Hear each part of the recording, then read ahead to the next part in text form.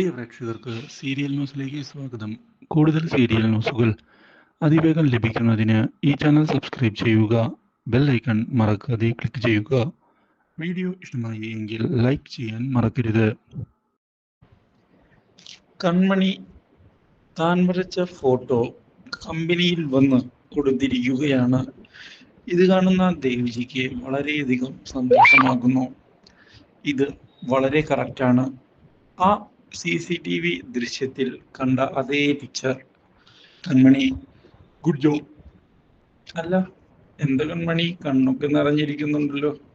അത് സാർ, അത് പിന്നെ പറയൂ കൺമണി, നിങ്ങളെയൊക്കെ സഹായിക്കുന്നതിനല്ലേ ഞാനൊക്കെ ഇവിടെയുള്ളത്. എന്താ കൺമണി, എന്താണ് പ്രശ്നം? എന്ത് പ്രശ്നമുണ്ടെങ്കിലും പറയൂ. സാർ, എൻ്റെ കല്യാണം ഉറപ്പിച്ചു. എന്ത്, ഇത്ര പെട്ടെന്നോ? ഞങ്ങളോടൊന്നും പറഞ്ഞില്ലല്ലോ. വിവാഹത്തിന്റെ കാര്യങ്ങളൊക്കെ പണ്ടേ നിശ്ചയിച്ചതാണെന്ന് അറിയാം. പക്ഷേ വിവാഹ തീയതി ആ കാര്യമൊന്നും സംസാരിക്കുന്നതായി കേട്ടില്ല. പിന്നെ എന്തു പറ്റി? എല്ലാം വളരെ പെട്ടെന്നായിരുന്നു സാർ. എനിക്ക് എന്ത് ചെയ്യണം എന്ന് അറിയില്ല. ഇത്ര പെട്ടെന്ന് വിവാഹം കഴിക്കാൻ എനിക്ക് താല്പര്യം ഇല്ല എന്നതാണ് സത്യം. താല്പര്യമില്ലെങ്കിൽ കല്യാണം കഴിക്കരുത് എന്നാണ് ഞാൻ പറയുക. അല്ലാതെ വെറുതെ എന്തിനാണ് റിസ്ക് എടുക്കുന്നത്? കാര്യങ്ങൾ കൈവിട്ട് പോകരുതല്ലോ. അതല്ല, ഇതിപ്പോൾ വളരെ കോംപ്ലിക്കേറ്റഡ് ആയിരിക്കുകയാണ്. ഈ വിവാഹത്തിൽ നിന്ന് പിന്മാറണമെന്ന് ഞാൻ വിചാരിച്ചതാ. പക്ഷേ ഇത് കോംപ്ലക്സ് ആയി മാറിയിരിക്കുകയാണ്. ദേവിജി, ഞാൻ എന്തായാലും ക്യാബിനിലേക്ക് പോകുക. കൺമണി വിഷമിക്കാതിരിക്കെ. എന്തൊക്കെ പ്രശ്നമുണ്ടായാലും ഒരു പരിഹാരം നമുക്ക് കണ്ടെത്താൻ സാധിക്കും. അതിൽ യാതൊരു വിഷമവും വിചാരിക്കേണ്ട. ഞങ്ങളൊക്കെ കൂടെയില്ലേ? നമുക്കൊരു വഴി കണ്ടെത്താമെന്നേ. നിങ്ങൾ ധൈര്യമായി ഇരിക്കെ, നമുക്ക് ശരിയാക്കാം. ഇതേ തുടർന്നാണ് ക്യാബിനിലേക്ക് വരുന്ന ക്രിഷ് കൺമണിയുടെ വിഷമം അറിയാനിടയാകുന്നത്. ഇതോടെ വരുണിനെ ഫോൺ ചെയ്യുകയാണ് ക്രിഷ്. ഇത് കേട്ട് വരുണൊന്ന് ഞെട്ടുന്നു. എടാ, നിന്റെ ഫോൺ കോൾ ഞാൻ പ്രതീക്ഷിച്ചതാ. ഈ വിവാഹം മുടക്കുന്നതിന് വേണ്ടി നീ ശ്രമിക്കുമെന്ന് എനിക്കറിയാം. മുടക്കുന്നതിന് വേണ്ടിയല്ല, ഈ വിവാഹം നടക്കില്ല. ആ സ്വപ്നം നീ മാറ്റിവെക്കുന്നതാണ് നിനക്ക് നല്ലത്. ഈ വിവാഹമൊന്നും നടക്കാൻ പോകുന്നില്ലടാ. നമുക്ക് കാണാം. അവൾ എൻ്റെ ഭാര്യയായി മാറും. നീ പോലീസിനെ ഉപയോഗിക്കും എന്നൊക്കെ അല്ലേ ഉദ്ദേശിക്കുന്നത്? അതുകൊണ്ടൊന്നും ഒരു പ്രയോജനവും ഉണ്ടാകാൻ പോകുന്നില്ല. അവൾ എൻ്റെ ഭാര്യ ആണ് എങ്കിൽ കാര്യങ്ങൾ എങ്ങനെയാണ് കൊണ്ടുപോകേണ്ടത് എന്ന് എനിക്ക് കൃത്യമായി അറിയാം. നീ ഇവിടെ കിടന്ന് ഓളിയിട്ടിട്ട് ഒരു ഉപകാരവും ഉണ്ടാവുകയില്ല.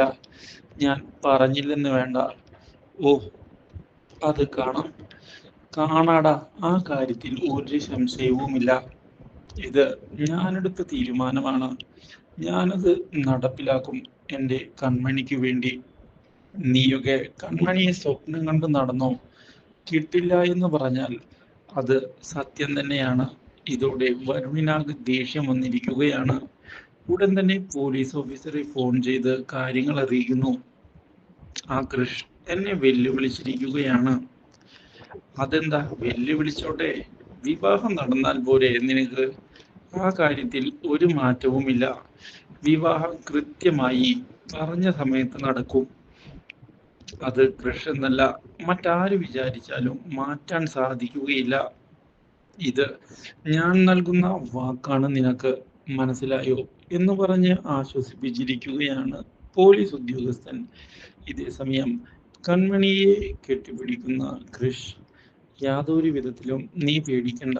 എന്തിനും ഏതിനും എപ്പോഴും ഞാനുണ്ട് കൂടെ. ആ കാര്യം ഉറപ്പിക്കാം നിനക്ക്. ഇത് കേട്ട് സന്തോഷമായിരിക്കുകയാണ് കൺമണിക്ക്.